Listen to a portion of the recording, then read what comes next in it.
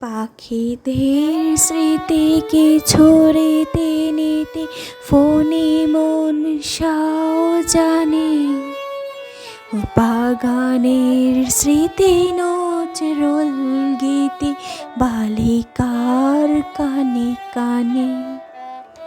পাখিদের স্মৃতিকে ছড়িতে নিতে ফোনে মন সাও জানে, বাগানের স্মৃতি নজরুল গীতি বালিকার কানে। নমস্কার সকলকে, আমি নিবেদিতে চলে এসেছি আরও একটি নতুন ব্লগ নিয়ে। ক্ষমা মার্জিত প্রার্থনা করি সবার প্রথমেই, কারণ আমি গান শিখে গানটি করিনি। এত সুন্দর গানটি যদি কোনো বিকৃতি হয়ে থাকে তার জন্য মার্জনা করবেন। আমি ছোটোবেলায় নাচ শিখতাম, গান শেখার সেই সময় হয়ে ওঠেনি, তাও ইচ্ছা হয়েছিল, তাই সুরে সুর মিলিয়ে এই গানটি করেছি। চলুন আজকের ব্লগটা শুরু করা যাক এই সুন্দর সুমিষ্টি গানের মাধ্যমে। লাউ কেটে রেখেছি আমি ওখানে। আর এইটা কি তোমরা বলতে পারবে, এটা কি লাউ নাকি চাল কুমড়ো, কোনটা? আমি যেটা জানি এটা হচ্ছে চাল কুমড়ো, একটু মোটা লম্বা চাল কুমড়ো। এটাও লম্বা, কিন্তু এটা লাউ। আর একটা লাউ হয় গোল টাইপের, ওই লাউটা টেস্ট বেশি ভালো হয়। কিন্তু যেটা আমি জানি এটা চাল কুমড়ো। তোমরা একটু প্লিজ জানিও আমাকে, যারা যারা আমার সঙ্গে ফেসবুকে ফ্রেন্ড আছো বা হোয়াটসঅ্যাপে আছে তাদের জানাবে। বাকি অন্যান্য অজানা অচেনা সমস্ত মানুষকে আমার চ্যানেলে সুস্বাগত। আর আমাকে প্লিজ আমার ভুল ত্রুটির সাথে আমাকে একটু উৎসাহ দিলে আমি অনেক অনেক অনেক ভালো ভিডিও করার চেষ্টা করব। মা ঠাকুমাদের মুখ থেকে আগে শুনতাম চাল কুমড়ো, লাউ এগুলো নাকি মেয়েদেরকে গোটা অবস্থায় কাটতে নেই, পুরুষ জাতির সহায়তা নিয়ে তবেই একে কাটতে হয়। কিন্তু সময়ের অভাবে কর্মব্যস্ততার জীবনে সেই নিয়ম রক্ষা করা হলো না, কারণ আমি লাউ বা চাল কুমড়ো যখনই রান্না করি, দুর্ভাগ্যবশত আমার ছেলে আর আমার স্বামী থাকে ঘরের বাইরে, তাই আমাকে ওটাকে অখণ্ড করতে হয়। চলে এসেছি আজকে মা ঠাকুমাদের ওই নিয়ম মানতে না পারাতে একটু দুঃখ মন নিয়ে। কিন্তু মা ঠাকুমাদের রেসিপি, মানে লাউ বা চাল কুমড়ো দিয়ে যে রেসিপি মানাতো ঠাকুমা, সেই রেসিপি কিন্তু আজকে আমি ফলো করব। আজকে আমি কাসন্তি পোড়া দিয়ে চাল কুমড়ো বানাবো, ইচ্ছে আছে।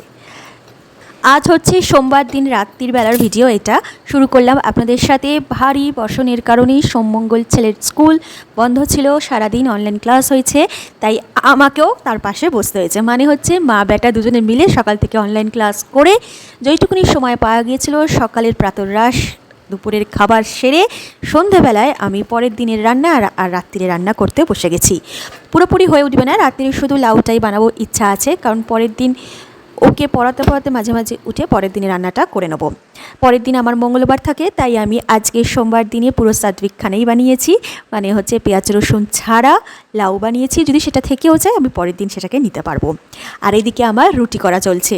আমার মা দেখতাম যে সর্বদাই মাটিতে বসে রুটি মাখা এবং রুটি বেলা দুটো কাজই করত, এবং সর্বশেষে রান্নাঘর পরিষ্কার করে ঝাড়ু দিয়ে তবে যেত রাত্রির শুতে। কিন্তু এখনকার দিনে আমাদের ওই তো কাজের দিদি আসবে না পরের দিন, সেই কারণে রান্নাঘর ঝাড়ু দিয়ে অন্তত হয়ে ওঠাও হয় না বলতে গেলে। রাত্রির বেলায় শুধুমাত্র রান্নাঘরের গ্যাস আর সিঙ্কটা মুছে আমরা শুয়ে পড়ি হয়তো, এবং হয়তো কেন এটা আমি আগে করতামও। কিন্তু আমার মা বলে যে রান্নাঘর যদি বাসি রেখে শোয়া হয় তাই নাকি ভূত প্রেত এসে ঝাড়ু দিয়ে যায় রান্নাঘরে। তাই সেই বাক্যে আমি ভয় পেয়ে নয়, সেই বাক্যে আমি ভীতি হয়ে এখন রান্নাঘর ঝাড়ু দিয়েই তবেই রাতে শুতে যাই। সব কাজ চলছে তালের সাথে ছন্দ মিলিয়ে, কিন্তু মাঝে মাঝেই মন বলছে অতিরিক্ত কোনো জিনিসই ভালো নয়। অতিরিক্ত রোদ্দুর, অতিরিক্ত বৃষ্টি, অতিরিক্ত ঠান্ডা, অতিরিক্ত ঝড়। কারণ আমাদের জম্মু কাশ্মীরে প্রচণ্ড ভারী বর্ষণ হচ্ছে বিগত প্রায় 1 মাস ধরে মাঝামাঝিই। এই কারণে সাম্বা অঞ্চলে অনেক গ্রাম, অনেক মানুষ, অনেকের সংসার ভেসে গেছে। এই তাদের সকলের জন্য ঈশ্বরের কাছে এখন শুধু একটাই কামনা রইল, তারা যেন আবার নতুন করে সাজিয়ে তুলতে পারে তাদের সংসার, প্রকৃতির সাথে যেন লড়ে বাঁচতে পারে তাদের ছোট্ট ছোট্ট শিশুরা। কারণ এই বর্ষণ থামানো বা বাড়ানোর ক্ষমতা শুধুমাত্র আছে প্রকৃতিরই। তাই অনুরোধ রইল আমার তরফ থেকে এই প্রকৃতির কাছে, আর যেন কারোর সংসার নষ্ট না হয় তোমার জন্য। আমার ছেলের ছোট্ট ছোট্ট কাজগুলো আমাকে আমার জীবনের পুনরাবৃত্তি করে দেখায়।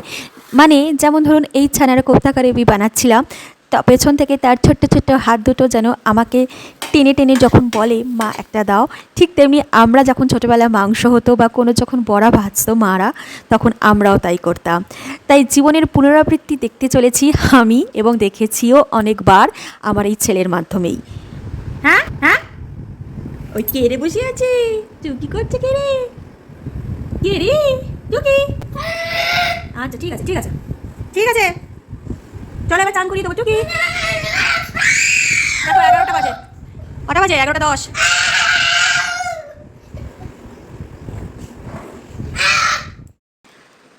গুঁড়ো দুধের প্যাকেট এবং হরলিক্স চেয়ে চেয়ে খেতাম ঠাকুমার কাছ থেকে।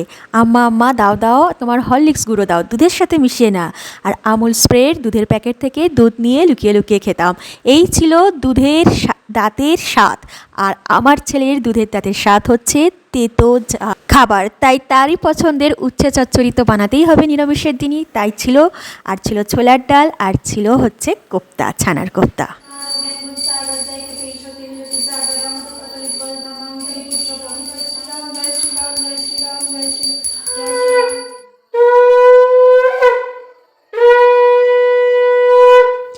পাখিদের স্মৃতি কিছু রীতিনীতি ফণি মনসাও জানে, বাগানের স্মৃতি নজরুল গীতি বালিকার কানে কানে। ভাগ্যিস বাঙালি হয়ে জন্মেছিলাম, নয়তো এমন হৃদয়স্পর্শী সুর থেকে হয়তো বঞ্চিত হতাম।